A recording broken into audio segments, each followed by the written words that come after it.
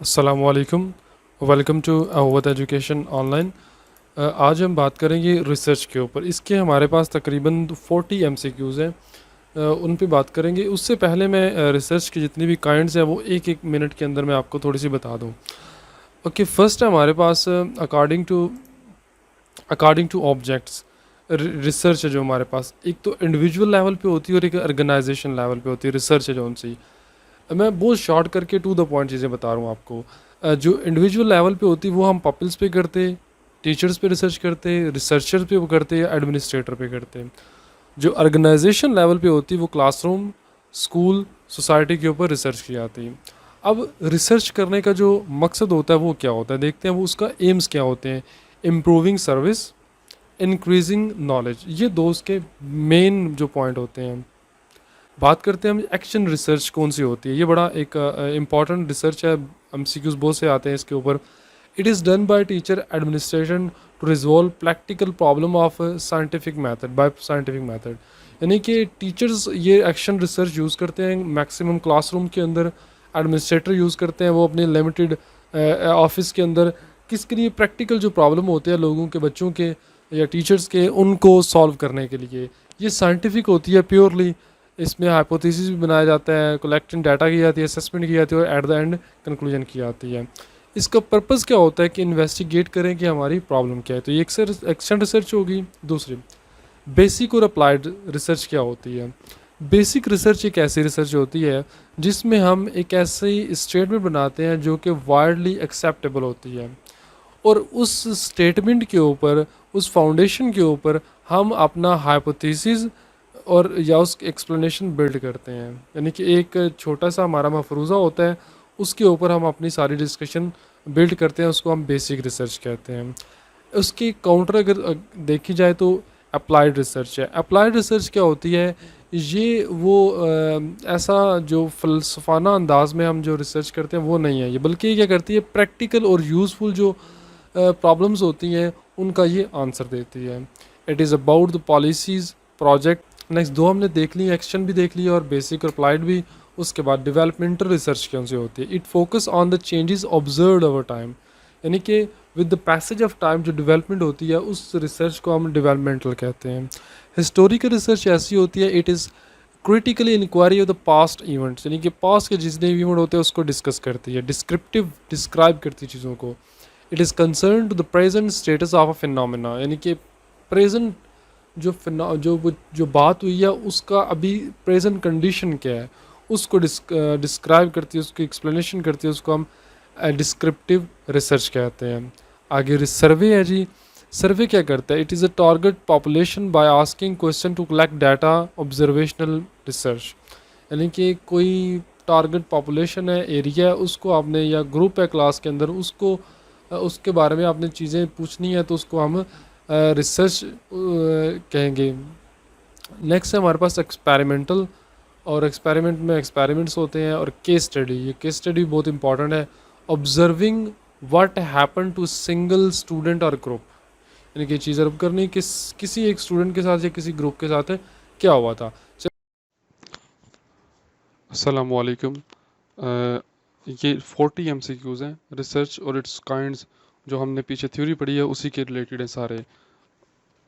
Okay, first है which of the following is a form of research typically conducted by teacher, counsellor and other professional to answer question they have and to specify help them solve local problems. एक तो हमारे पास दो बड़ी खास चीज़ें आ गई हमारे पास। एक तो उसने बताया कि लोकल प्रॉब्लम्स, और दूसरी उसने बात बताई है लोकल प्रॉब्लम के साथ ये कंडक्टेड बाय टीचर्स। टीचर और काउंसलर के, टीचर और काउंसलर जितनी भी रिसर्चेज कंडक्ट करते हैं वो हमेशा एक्शन रिसर्च होती हैं। ये वाली एक्शन रिसर्च, ये आप डायरेक्टली कुछ चीज़ें याद रखा करें ताकि प्रॉब्लम ना हो। डायरेक्ट भी याद होनी चाहिए आपको, ऑप्शन के बगैर भी।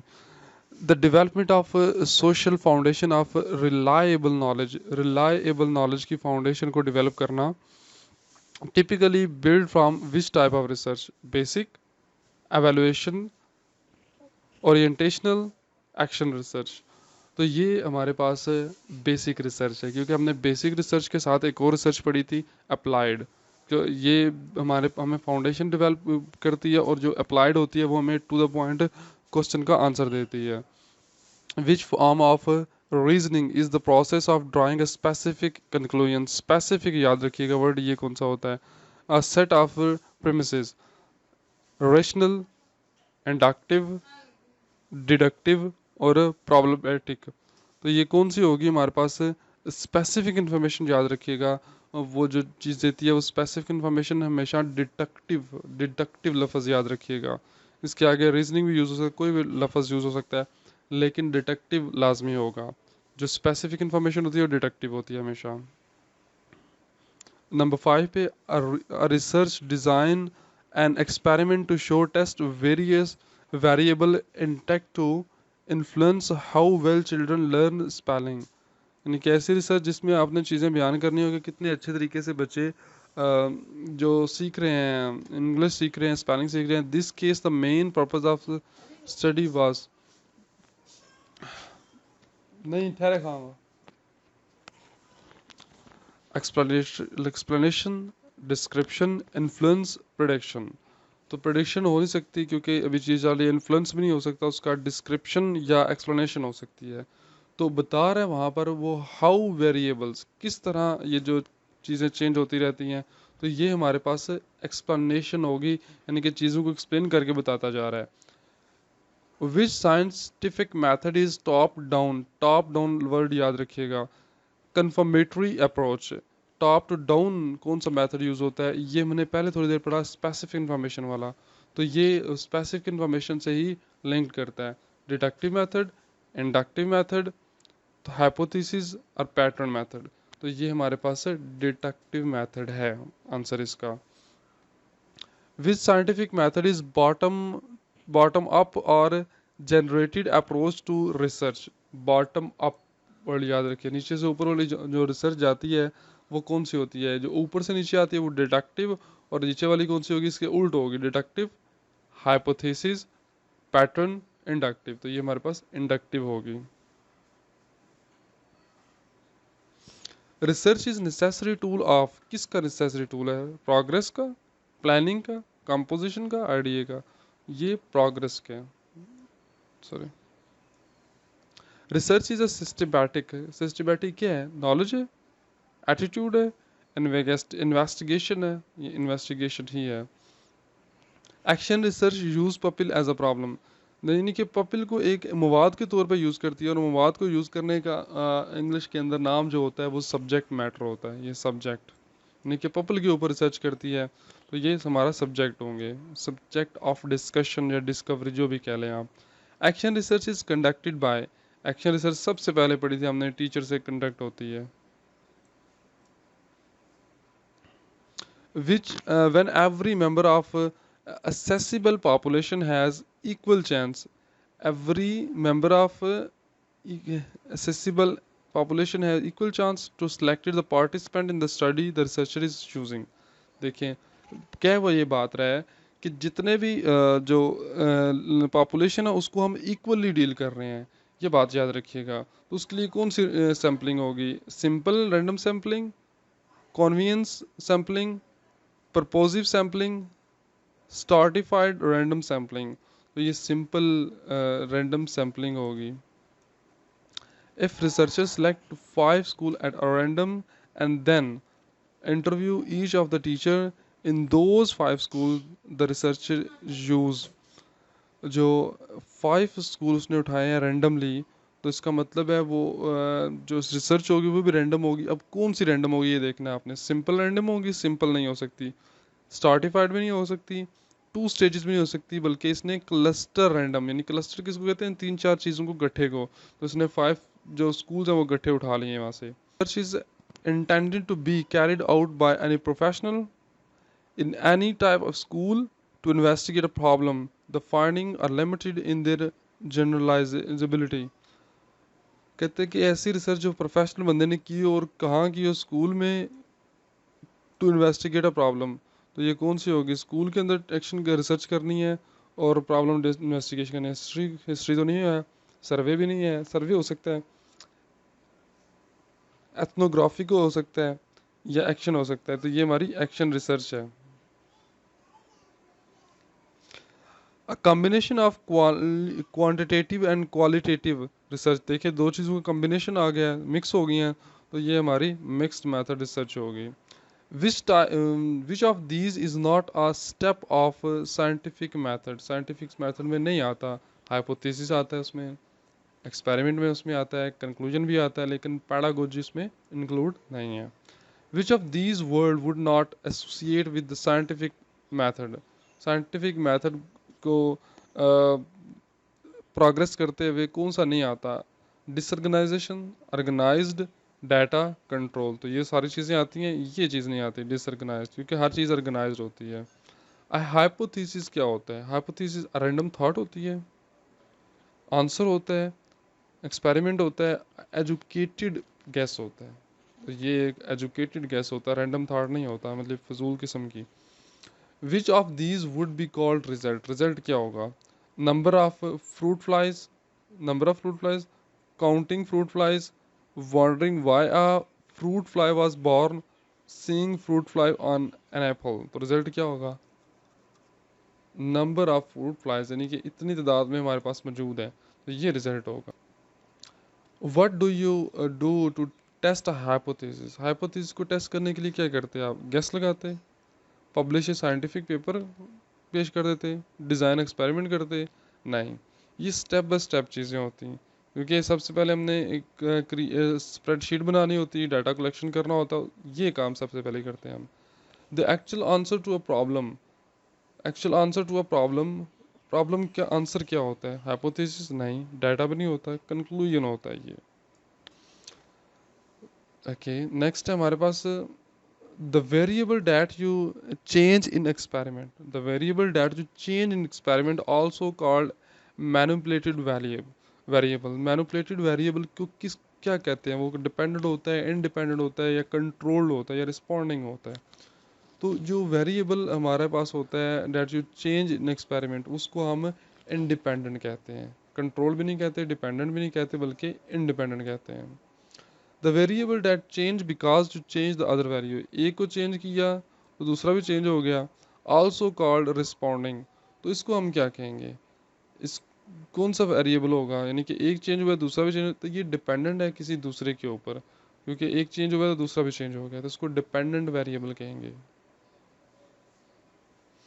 The group in the experiment that does not give the get manipulated variable is called, the group in the experiment that does not get manipulated, जिसके अंदर manipulated आते ही नहीं है, वो क्या होगा? Dependent, independent, responding, control, वो controlled होगा।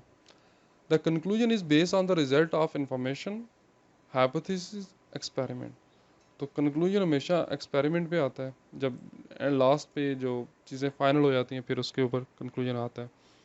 इन अकाउंट ऑफ फिनोमेना और social problem, in account of a phenomena और सोशल प्रॉब्लम, तो वो रिसर्च कौन सी होगी हमारे पास? क्वालिटेटिव, क्वांटिटेटिव, एक्सपेरिमेंटल, लॉन्गिट्यूडनल, तो ये हमारे पास क्वालिटेटिव रिसर्च होगी। Some design is used as an experiment explanatory study in which no hypothesis test, इसमें टेस्ट हाइपोथेसिस वगैरह का जो चक्कर ही नहीं होता। वो कौन सी स्टडी होती है या वो कौन सी रिसर्च होती है? वो हमारे पास केस स्टडी होती है, ये डायरेक्ट याद रखिएगा।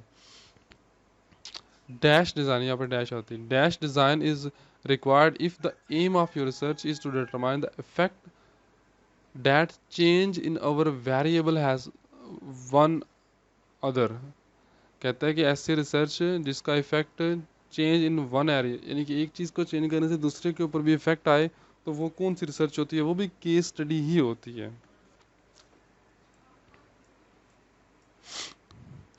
The type of research by purpose, purpose के लिहाज से कौन सी रिसर्च है इन सब में से?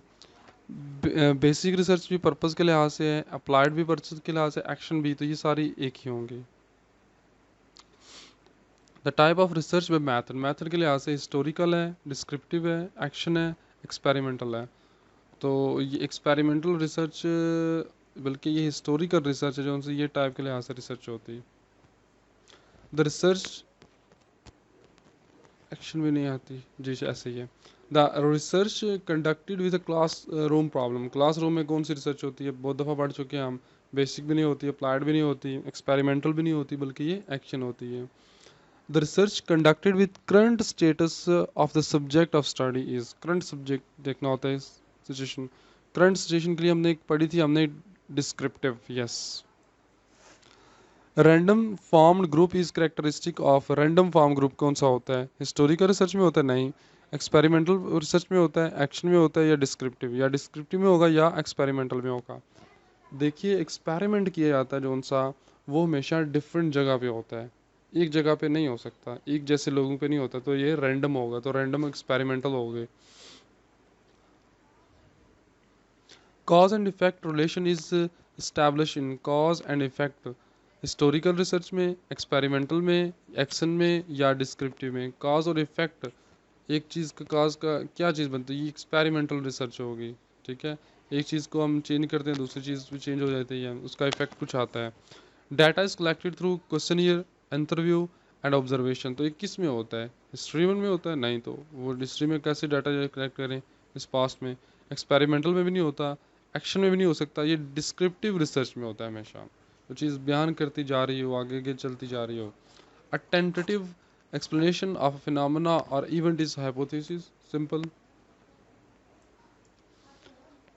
Arithmetic average of a score is called average, mean कहते हैं, mean को average कहते हैं। Midpoint of score is called median, midpoint को median कहते हैं, mean average होती है।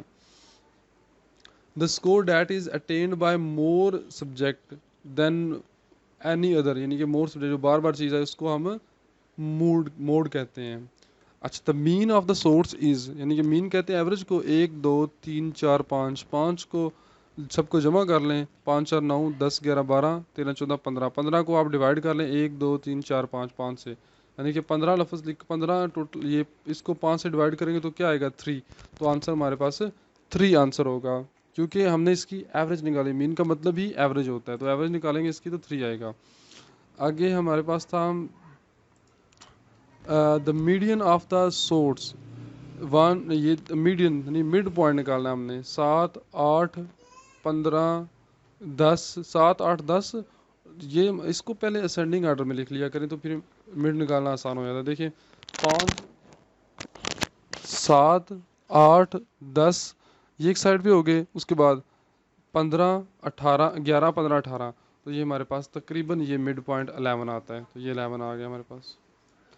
The mode of score, mode किसे कहते हैं हमने बताया, वो जो चीज़ बार बार आ रही हो, तो इसमें बार बार देखने वाला कौन सा है, 4 है, तो ये 4 आ जाएगा हमारे पास। ये 3 याद रखिएगा, मोड, मीन और median. How many part has a research, research के कितने पार्ट्स हैं, उसके जस्ट 3 पार्ट्स हैं। तो ये हम आपके क्वेश्चन थे पैडागोजी, रिसर्च और टाइप ऑफ रिसर्च में से, तो पेपर यहीं से मैक्सिमम आता है, ठीक है। तो ये डिफरेंट जगह से इकट्ठे किए गए हैं, होप्स हो कि आप ये चीज़ें समझ रहे होंगे और अच्छी तरह समझ रहे होंगे। बहुत शुक्रिया आपका वीडियो देखने का, इंशाल्लाह नेक्स्ट वीडियो के साथ में